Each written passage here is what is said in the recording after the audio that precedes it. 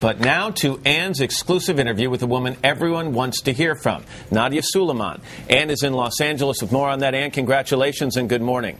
Hey, Matt, good morning to you. Well, after all the speculation about her motives for having octuplets, Nadia Suleiman talked to us to set the record straight. She told us that from an early age, she wanted a big family to make up for the isolation she felt from being an only child in what she called a dysfunctional family, and that the pregnancies are a response to her deep need to connect.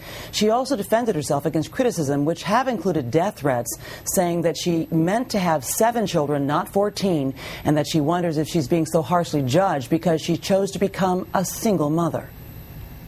People feel, this woman is being completely irresponsible and selfish to bring these children in the world. All I have to say without a clear source of income and enough help to raise them. I know I'll be able to afford them when I'm done with my schooling.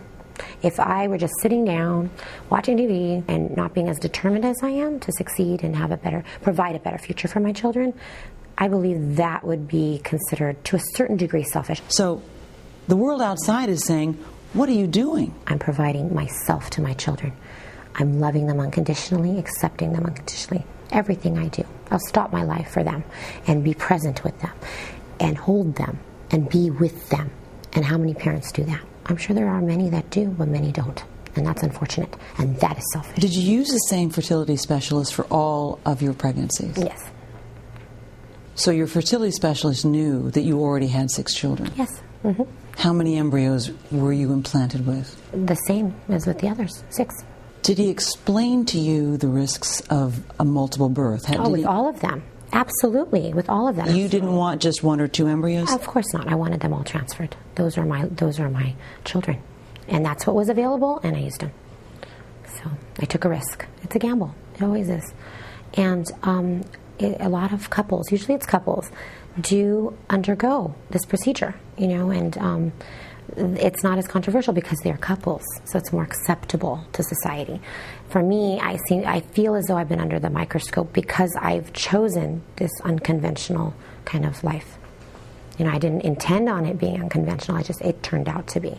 All I wanted was children. I wanted to be a mom. That's all I ever wanted in my life. I love my children. And you knew that you were not going to selectively reduce. Oh, no. Sometimes we have that dream and that passion and we take risks. And I did. And it turned out perfectly. She said the fertility specialist implanted 6 embryos, 2 of which resulted in twins, and that's about the same number as you just heard in all of her pregnancies because of her specific fertility challenges. According to public documents released on Thursday, Suleiman has received $165,000 in compensation after she was injured during a riot at a psychiatric hospital where she once worked. And those documents say that she suffered spinal damage and endured years of depression until she realized her dream of becoming a mother. She says she's never been on welfare and refuses to do so now, Matt and Meredith, adding that it's hard for her to accept any kind of help. She believes that she will find a way to get by with the help of her family and her friends and her church. Now back to you. Well, what do we know about the donors, the father? What are the feelings there, Anne? A very good question. She confirmed to us, Matt and Meredith, that the same donor is the biological father to all 14 of her children. This person she describes as a friend, and that he is overwhelmed at news of the octuplets' birth, but that she's hoping that he will be in their lives when he's ready.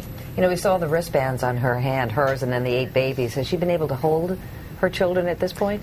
She has been able to hold them. In fact, she makes a very specific point to do so. About 45 minutes each. Imagine 45 minutes for each of 8 babies. But she's doing that because it's known that this helps the babies. It helps fosters growth, and especially for the smallest one, born at 1.5 pounds. She specifically is holding that baby the longest. And can I just go back to the financial side of this for a second? She says that when she's finished her schooling, she knows she'll be able to support them, but in the near term, immediately, how are these children going to be cared for in terms of the financial cost that it will take? She's trying to figure that out. I think it's fair to say that it's all hit her. She's trying to figure out.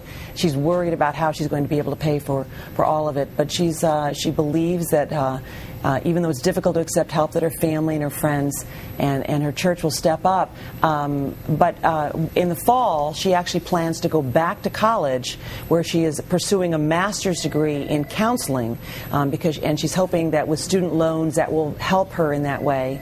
And there also is a daycare center there that she's hoping to use. So she's trying to figure it out, Matt and Meredith, and this is not going to be an easy job. She's going to really have a lot to struggle with caring for all of these children. Especially being a single mom, absolutely. Yeah. Well, and once again, congratulations. It's fascinating. We can't wait to hear more, and we're going to do that Monday here on Today. We'll have Nadia Suleiman's full story and show you her 8 babies for the very first time.